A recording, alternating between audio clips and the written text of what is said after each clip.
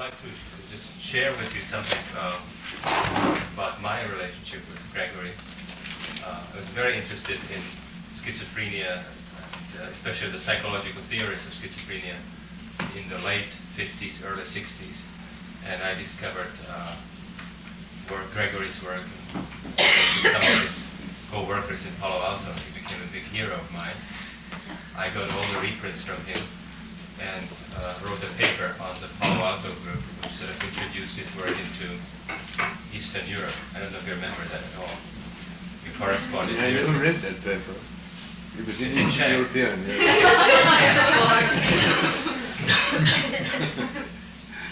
But we corresponded about it at that time. Yeah, I know we corresponded then. And then when I came finally to this country, he moved further to Hawaii, and he was working with the dolphins, their communication with dolphins. And so during my trip to Hawaii, I tried to look him up, but he just left about 2 days prior to my arrival, and he was in England. So I had to wait until a couple of years ago. We met here in Big Sur, and since then Gregory has been part of our workshop. Thank you. I've been to a number of his weekend workshops and his lectures, but I never heard him talk about schizophrenia, because his interest moved into evolutionary theories and other things. I don't think that's fair, Stan. I never talk about anything but schizophrenia. Which, of course, is the case with schizophrenics. They may think they're talking about relativity or evolution or Stan Graf or God knows what. But really, they're always talking about schizophrenia. I think that perhaps is a good place to start from. What are they talking about? You know, doctors call it schizophrenia. And we are obviously going to talk. So we should get language into a place where we can use it and not be steered by it, or at least not steered into puddles and troubles by it. And what are they talking about?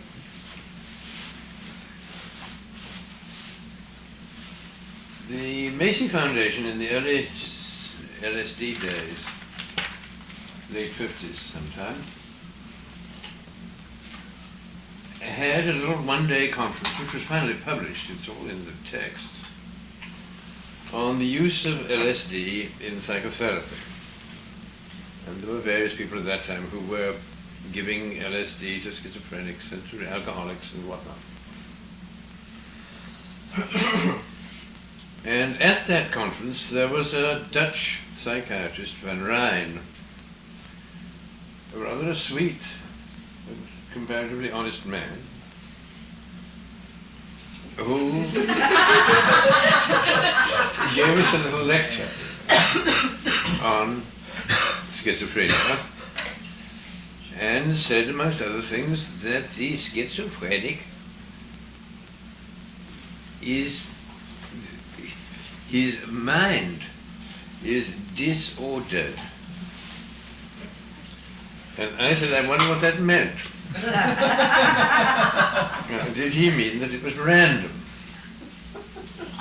Yes, random, that's what I did. Well, I said, that's very interesting, because I don't know that I've ever received a random communication from a schizophrenic, and I don't know quite what it would look like if I did. There's sort of a twist in that question, you see. Because if it looks like something, then obviously it isn't random. However, he fell for that all right, and said, I asked for an example, you see. Yes, he would give me an example. For example, he said, I say to the patient, what is the difference between a ladder and a staircase? And the patient says, stockings. That is random. And I said I wasn't quite sure that it was random. It sounded to me like a comment on the sexual difference between himself and the doctor. Whereat he sort of blew bubbles at me. I suppose for involving him in the dialogue. And I said, well, do we have to spell that out? And as I say, he's an honest man, he said, yes, you have to spell it out. So I said, well, tell me, doctor, what is the Dutch word for a run in a lady's stocking? And he said, we call it a ladder. And then he began to see there might be something happening. And that's about sort of hole in the floor that he was walking across. But he still said, but I still would like you to spell it out. So I spelled it out roughly as follows. Now, I don't know whether this is true. This is just the schizophrenic reading of a schizophrenic communication. And there are 1,000 possible readings of any such thing. And any schizophrenic will agree to all of them, more or less. Or at any rate to a large proportion. As I saw it, it spells out as follows. Step 1, the quote patient knows that that other person is the quote doctor, and the doctor is superior and learned and prestigeful, which he, the patient, is not. And therefore it is a question which must be answered.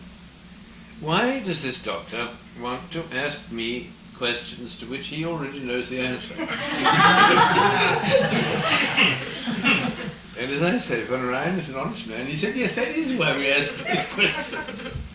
Oh, no, and the answer to that is that the doctor must want to prove a difference between himself and us. And Van Rijn agreed, yes, with a charming smile. Yes, that is why we ask those questions.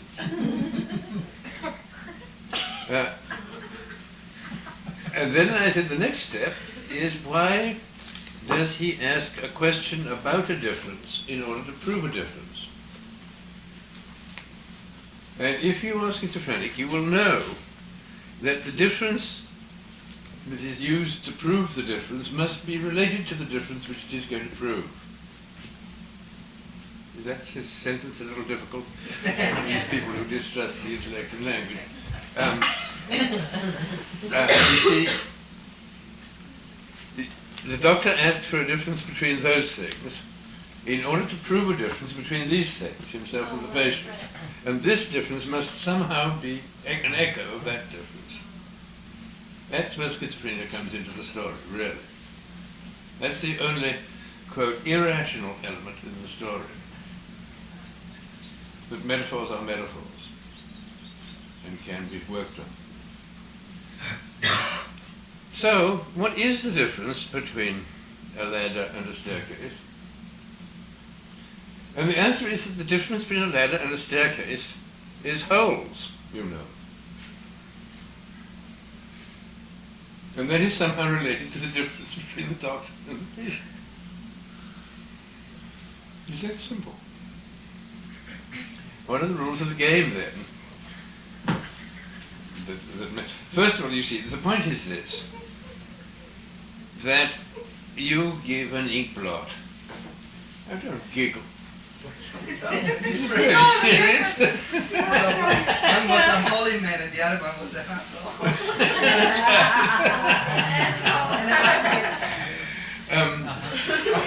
You see, the rule of the game is this, that you present an ink blot, or a riddle, or something or other, to the schizophrenic. And he does not reply as a graduate student would, or a graduate student at least would try, to respond, quote, to the ink blot.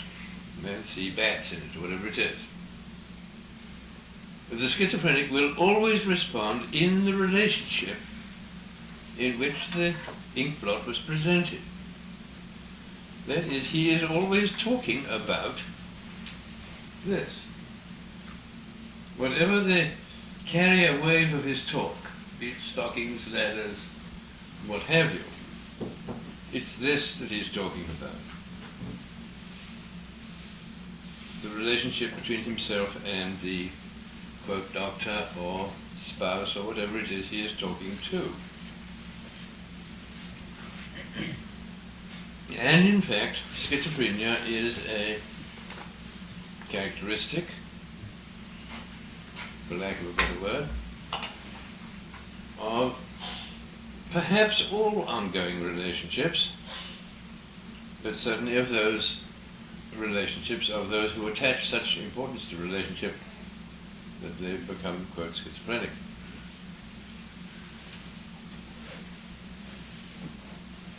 Now we're up against language again. Language is a remarkable servant and a lousy master, as has been said before. Many things. We were having porridge. I had porridge for breakfast. And I began to think what I would say when I got to this room. And, you know, porridge is a slippery sort of piece of vocabulary, because it's plural in Scotland and singular in England. The Scots will say the porridge are hot. The English will say the porridge is hot. And unfortunately, the whole porridge aspect of the world came from England on the whole to America rather than from Scotland to America. So Americans also say porridge is hot. But your idea of what sort of a thing it is you're talking about is a good deal influenced by the syntactic frame in which you put the words you use. The young will think children.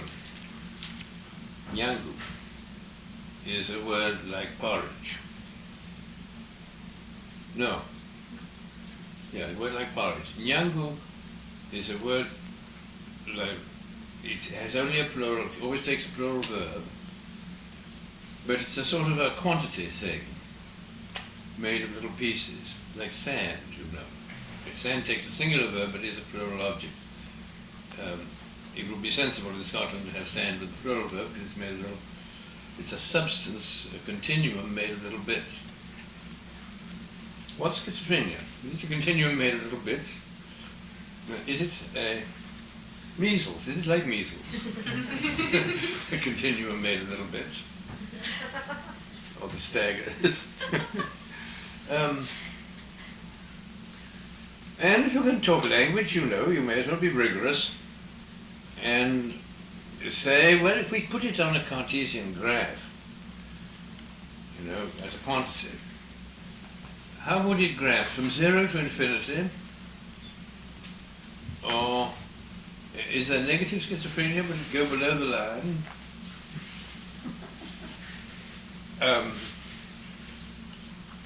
Or is it like temperature? I mean, we say a man has temperature. We mean something between, well, 94 and 105, if I get Fahrenheit. Why you have Fahrenheit temperatures and the other things have centigrade temperatures, I don't know. What would zero schizophrenia look like? What would infinite schizophrenia look like?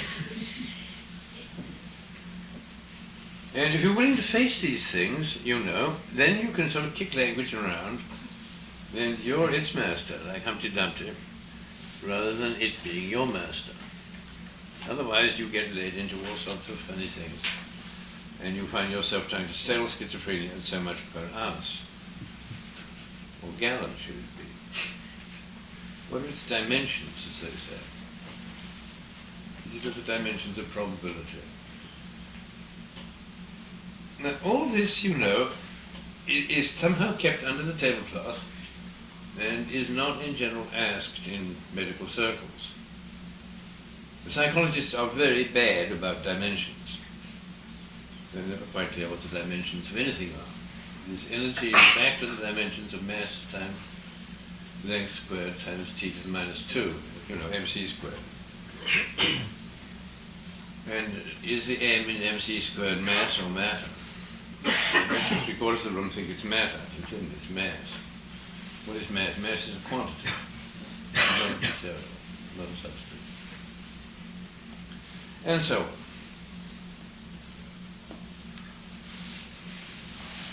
I suggest to you that zero schizophrenia would look rather like a well-programmed computer. And the computers then become interesting to you, you know, as posing the question, what's the difference between you and me and this box? Can I really play chess, quote, with a box?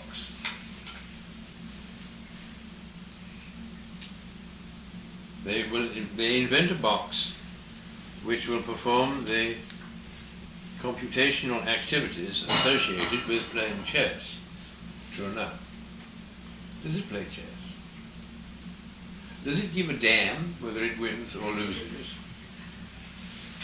Can it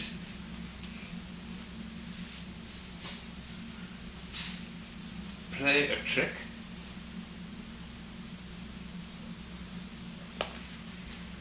Conceivably it might play a trick. That is, compute from previous moves the intelligence of the opponent and revise its own value structure in choice of the next move,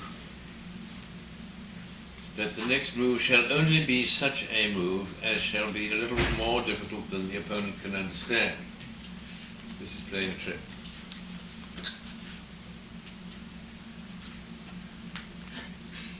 There are two ways of playing chess. There is playing chess against the opponent, in which case you estimate that he won't see the tricks you play on him. And this is the game that is played in cafes by people who make $5 a game and want to get as many games through in the evening as possible. And they play tricks. And they'd rather lose quickly than have a good game of chess. There's another way of playing chess in which it's called playing against the board, in which both players, preferably, make the best move under the circumstances that they can imagine making, that they can think of.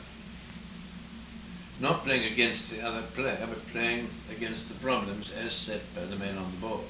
It's quite a different game. It makes a different relationship, as we say, between the players. And that's what we're talking about. Relationships between, quote, the players, if it is play.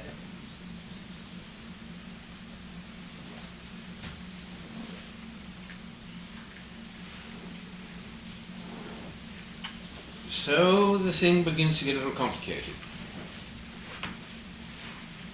Could a computer ever be schizophrenic? Yes. That's where we came in originally. That's where the double-blind theory actually originated.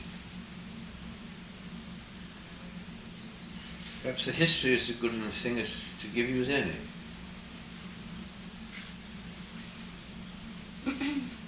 It started from a conversation with Jürgen Rusch at the Langley Porter Clinic on if you pee in the woods,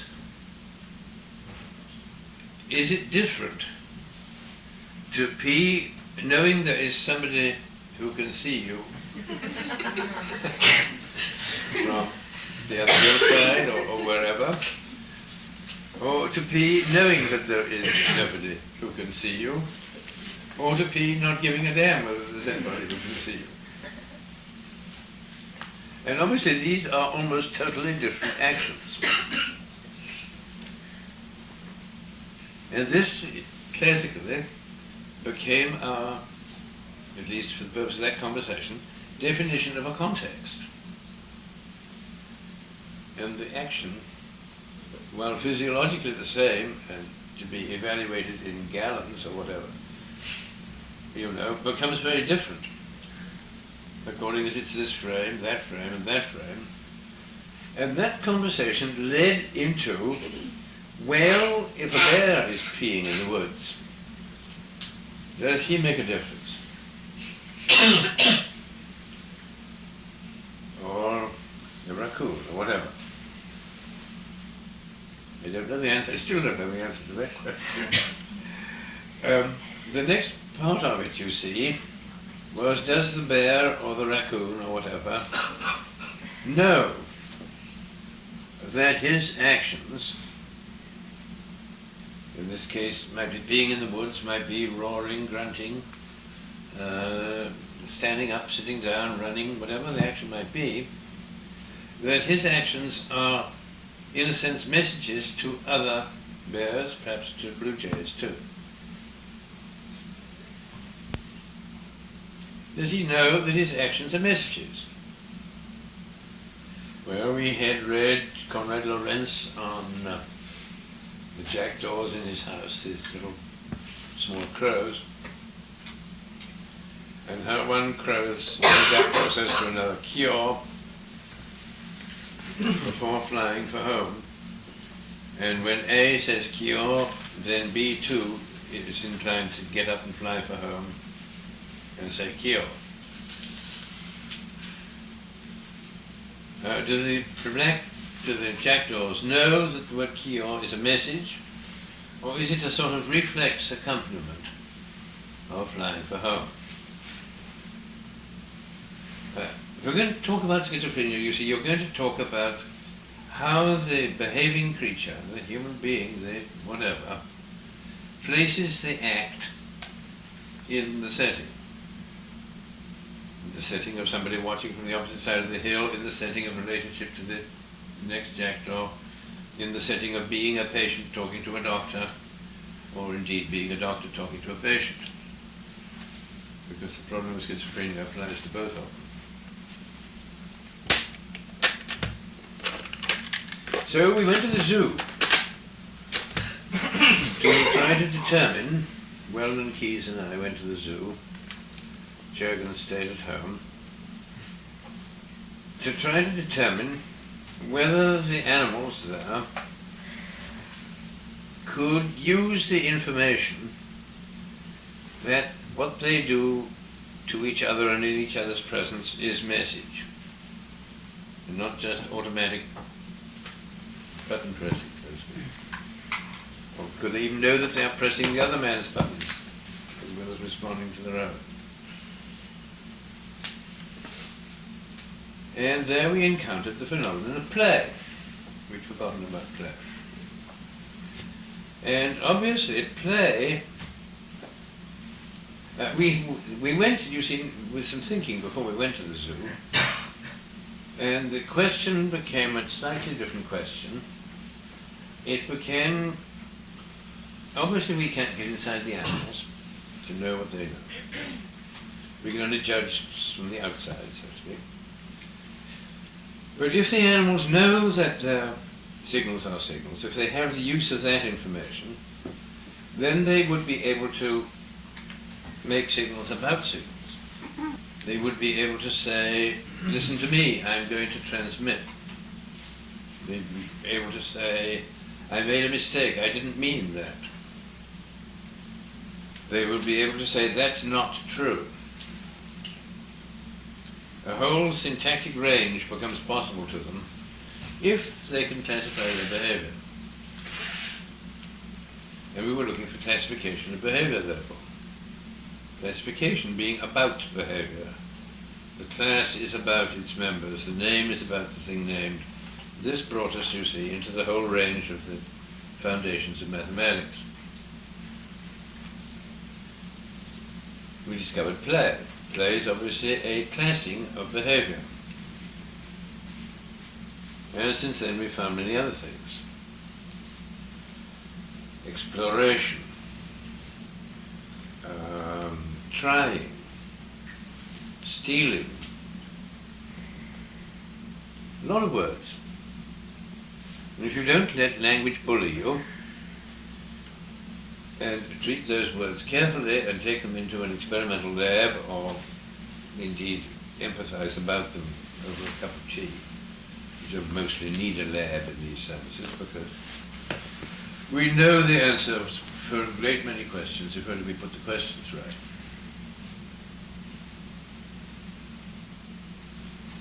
these things. What is to explore? It's to find out whether there are electric shocks in boxes for a rat in a lab. You cannot train a rat to not explore by putting electric shocks in boxes. For obvious reasons that he's exploring in order to find out whether there is one there, which is safe and which is not safe. Therefore, exploration is not going to obey the ordinary reinforcement rules. And the psychologist is going to be puzzled, you see. Because he finds an electric shock in a box, his exploration has been successful. He now knows to avoid that box. He does not know to avoid exploration. Exploration is success. It's a different sort of word from the word put your nose in a box. It's the next ladder up, next step up the ladder of concepts. Play is a similar word. It's a classification of behavior, it's not a behavior. Trying is a similar word. How many of you in psychiatric practices of one sort and another have tried to tell people not to try so hard? What do you get? You get people who try not to try so hard.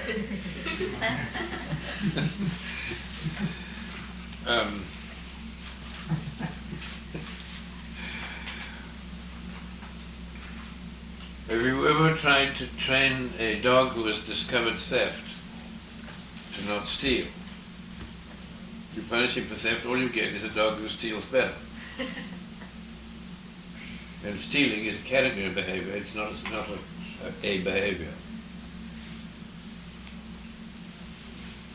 Now you'll notice that language is getting, to begin to be a useful tool, and some of its traps are being exposed, and notably, we're beginning to see that you can't have a, quote, psychology, whatever that word might mean, unless you are fully aware all the time of these levels.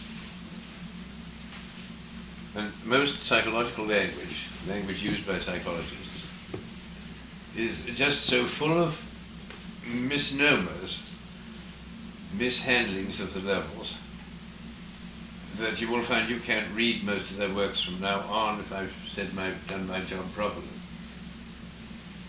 This will save you a lot of time. Famous experiment.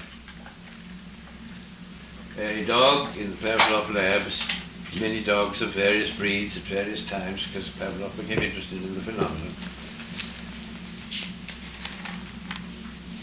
were subjected to experimental procedures to, quote, break down their discrimination. They would then go into various, obviously undesirable, say pathological states. They would bite their keeper, they would, go comatose, refuse food, all sorts of things.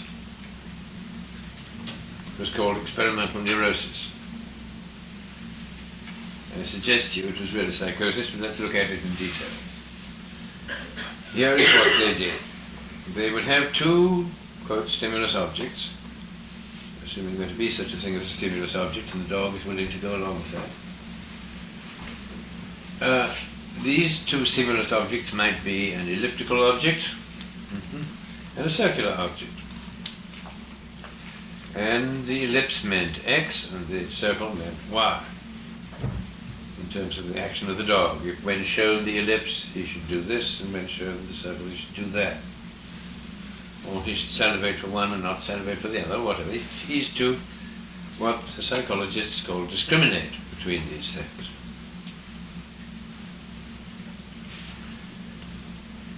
Now, of course, you couldn't be sure that the dog is discriminating. He might just think the circle means X, and there is something else in the universe, water, which means drink. This doesn't mean that he's discriminating between circle and water exactly, because there are many differences that don't present themselves as questions to him. But in fact, the psychologist needs to have the dog discriminate. It is something more than just responding rightly to this and responding rightly to that other. The two have got to be brought together into a contextual frame to be able to say he discriminates.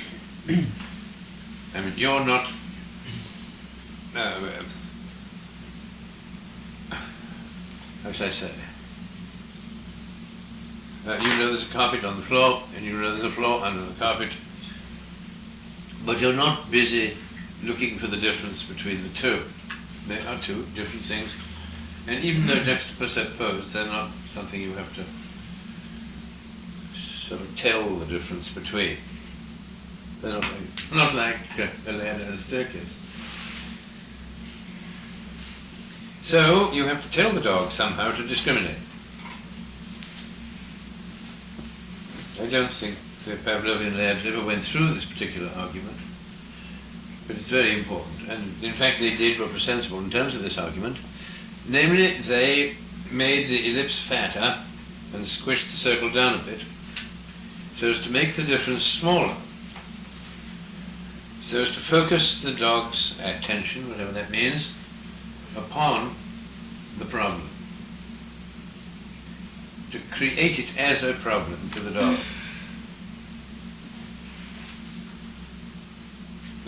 And the dog would learn that, and then they'd do it again, make it so the two things resemble each other still more closely.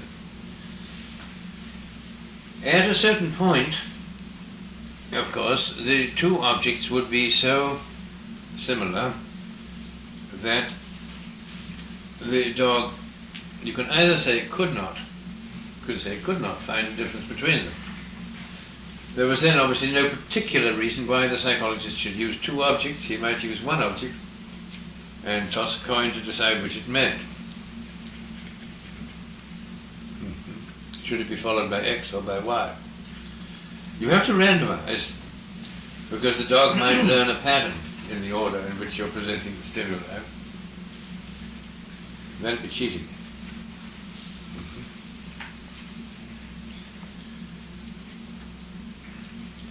Now, if you can do that, well, you'd use, I suppose, a random number table nowadays. In those days you might use a toss of coin to decide which was going to which. What is the correct course for the dog?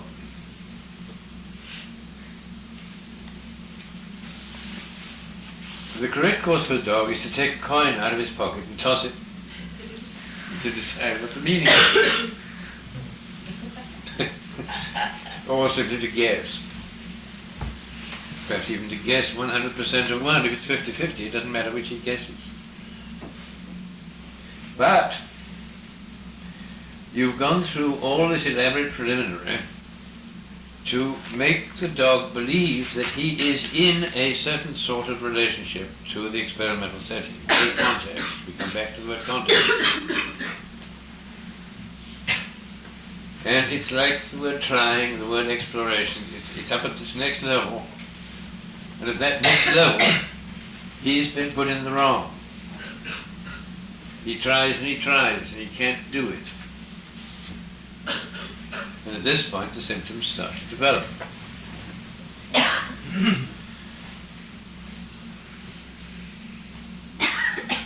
However, all that came much later. We didn't realize that the Pavlovian dog was a simple case of the double bind. We were deceived, you know, by the word discrimination. Everybody thinks the dog's discrimination broke down. That's language for you. Nothing broke down. What broke down, if anything, was the discrimination of the psychologist, who failed to discriminate between a situation for discrimination and a situation for gambling or guessing. And he plays a dirty trick on the dog by making the situation into one which is appropriate for gambling, and not telling the dog that there's been this change.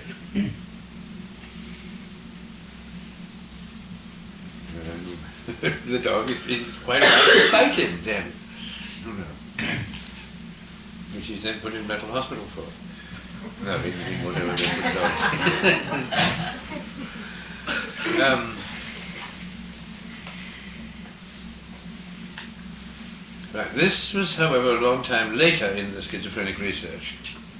The next step was we got the idea that psychotics in the mental hospital were somehow fooling around with their use of what's called metaphor. Metaphor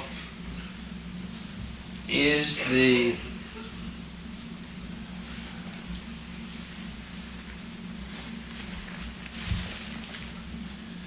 define it the wrong way. I mean, the way that makes sense for this purpose. The linguist's definition is it is like a simile with the as if dropped out. He behaved like a pig is a simile. He was a pig is a metaphor. And it's fairly evident, you know, in passing that he behaved like a pig is a left brain utterance. Whereas if you really believe he was a pig, this is over on the right brain dream side, where you have only primary process thinking, I guess, and don't put the like as if in, and he just is a pig in the dream. We can talk about dream later. See, zero schizophrenia, you'd have no dream, of course. You'd also have no humor, you'd have no poetry, you'd have no art, and you would be essentially like a properly programmed computer, as I said.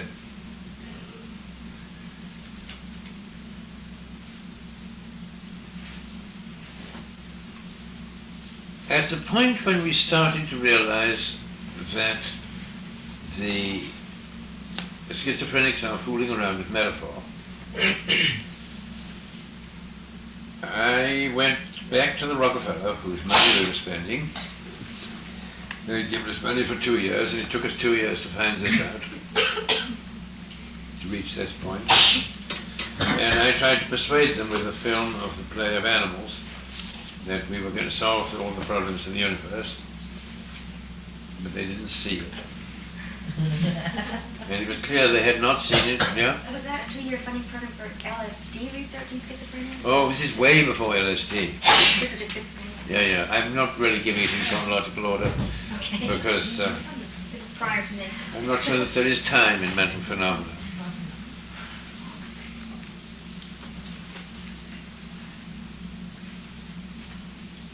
I'm trying to push a sort of front dung ball or something, and the chronology is getting a bit screwed up. I think that's all right, probably.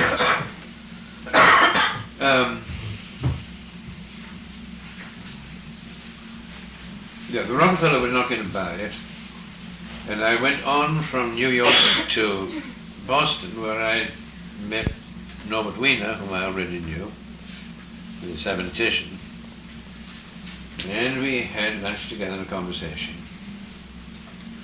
And he asked me what I was doing. I said we were working with schizophrenia, and he said, "What's that?" And I made sort of conventional mumblings on the subject, and he said, no, I'm an engineer," he said.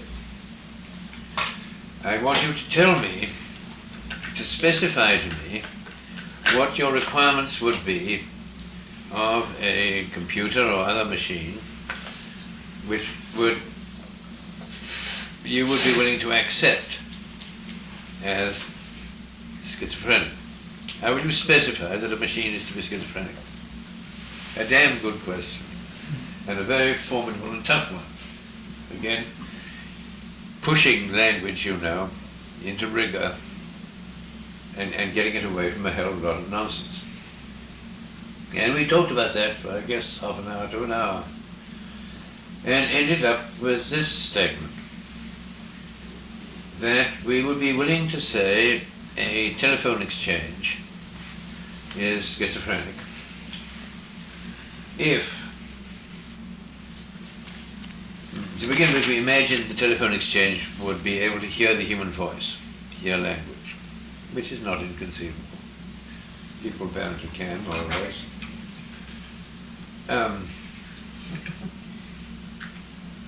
And we would say you at so-and-so would say to the telephone exchange machine that you want to be connected with subscriber number 628, right? And the machine would then connect you with subscriber number 628. In talking with subscriber number 628, you would ask him to send you 391 pigs, COD. The telephone exchange would not hear the word COD because it's not interested in that, it's only interested in numbers. Numbers always mean the same thing to it.